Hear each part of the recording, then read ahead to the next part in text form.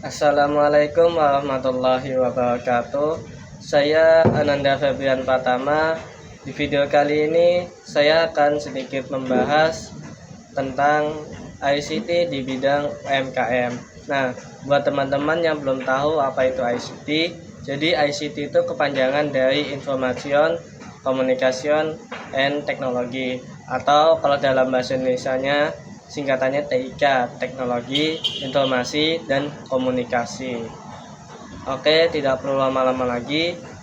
Mari kita simak videonya. Tapi video kali ini saya akan menggunakan slide ya, karena ini merupakan tugas dari dosen juga. Oke, mari kita tonton videonya. Check it out.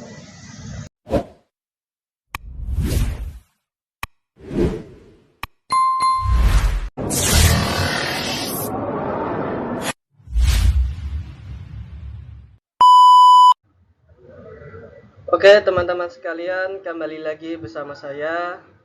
Di slide pertama ini kalian bisa langsung melihat judul presentasi saya, yaitu penerapan ICT di bidang UMKM. Jadi seperti yang saya mau bahas tadi ya, kurang lebih seperti inilah. Ada pendahuluan, pembahasan, dan penutup, karena ini merupakan tugas dosen juga ya.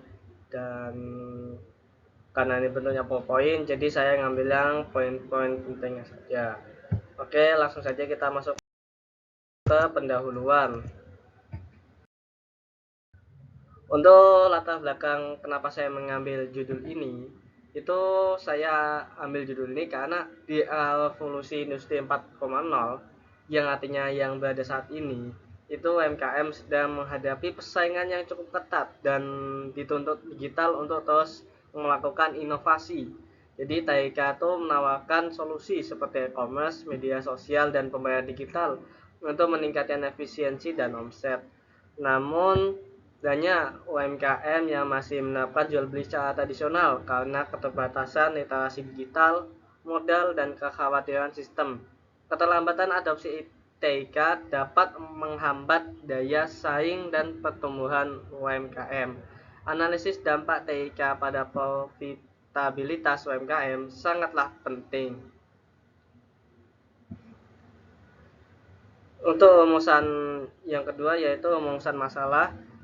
Jadi masalah yang saya dapat dari latar belakangnya itu yaitu apa pengaruh signifikan e-commerce, media sosial, dan pembayaran digital secara simultan terhadap profitabilitas UMKM. Dan yang ketiga yaitu tujuan menganalisis pengaruh e-commerce, media sosial, dan pembayaran digital secara simultan terhadap profitabilitas UMKM. Oke, kita langsung saja masuk ke hasil atau pembahasannya ya.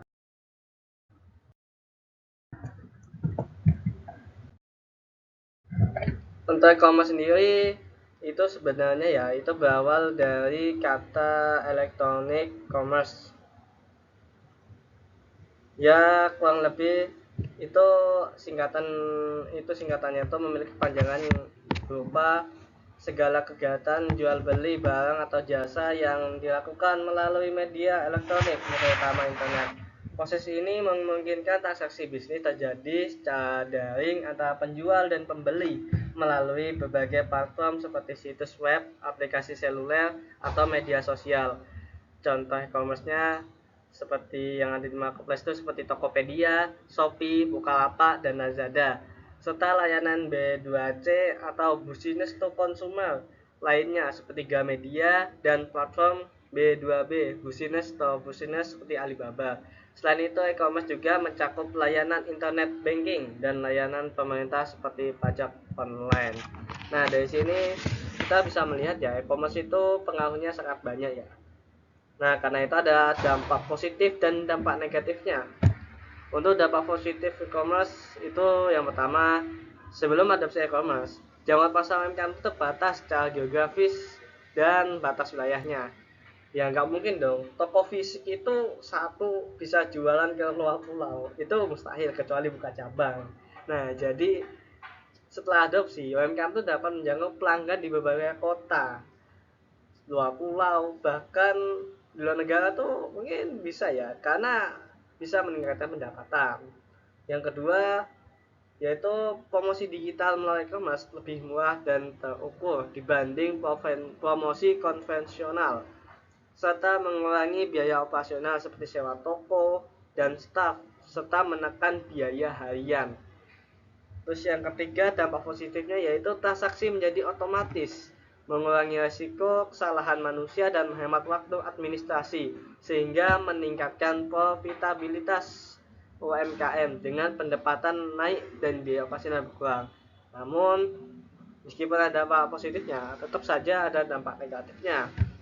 Yang pertama yaitu persaingan harga yang tidak seimbang, karena platform e-commerce itu menawarkan harga yang murah, bahkan kalau ada diskon besar-besaran seperti yang kayak kemarin itu 11 itu ngeri banget ya. Itu ongkir tuh sampai nggak ada ongkir malahan, saya kemarin cek out itu, bahkan promosinya tuh semakin masif malahan, sehingga membuat UMKM lokal tuh sulit bersaing dan terpaksa menurunkan harga hingga makin keuntungan menipis. Yang kedua, kesenjangan digital dan adaptasi teknologi menjadi tantangan bagi UMKM, terutama di daerah pedesaan atau yang dikelola generasi tua, karena kurangnya pelatihan dan infrastruktur. Jadi mereka ini kayak nggak tahu lah cara mau bikinnya gimana, nggak tahu mau bikinnya itu mau promosinya seperti apa, kurang lebih begitulah. Karena ya mungkin ya tidak ada ilmu kan tidak mungkin ada yang terjadi ya.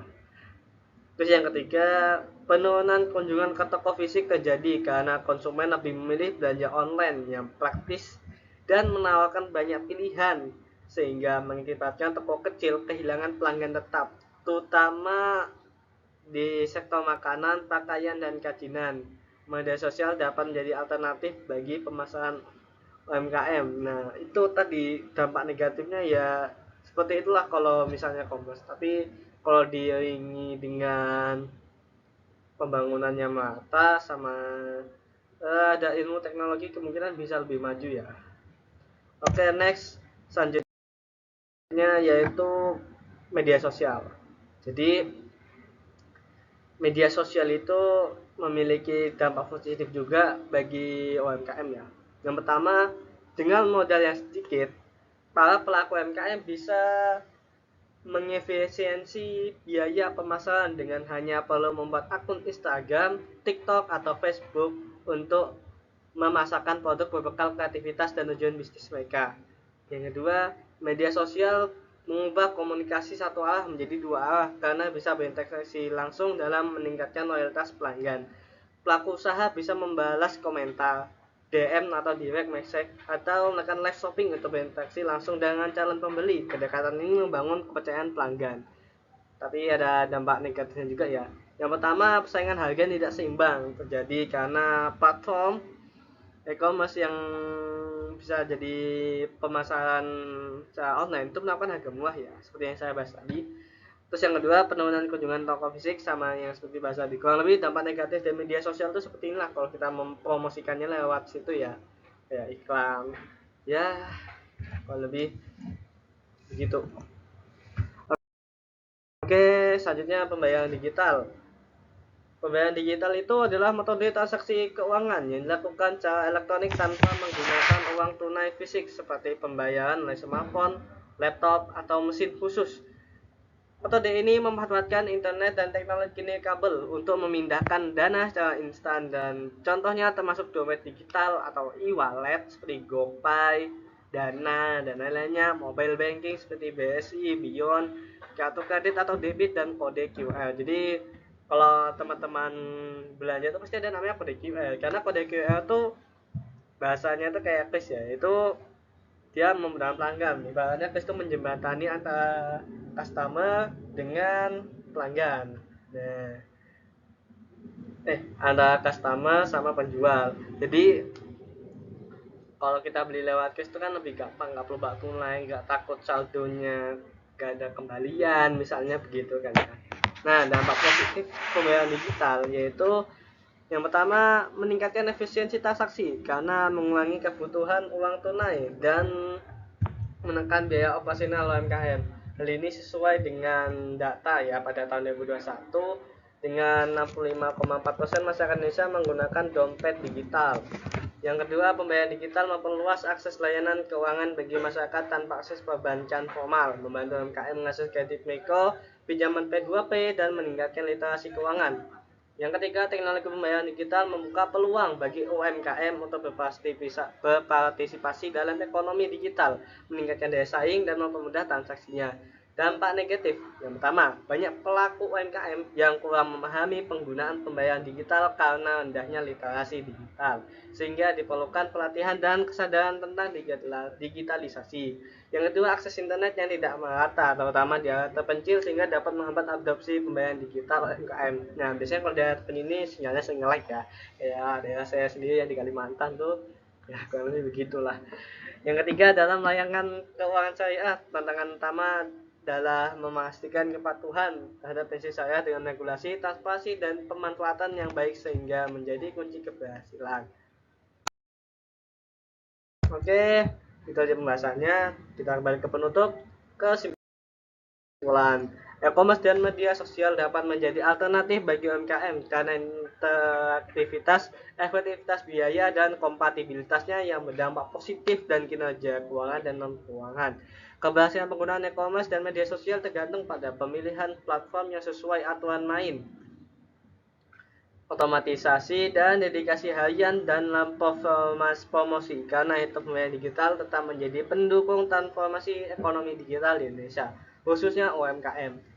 Dengan meningkatkan efisiensi dan daya saing, manfaatnya meliputi percepatan transaksi, pengurangan kebutuhan uang tunai, akses layanan keuangan yang lebih luas, dan meningkatkan daya saing UMKM.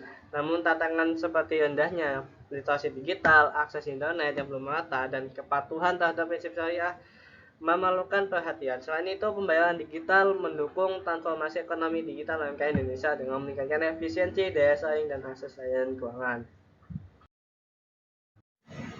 Oke, mungkin cukup sekian video dari saya. Kurang lebihnya mohon dimaafkan.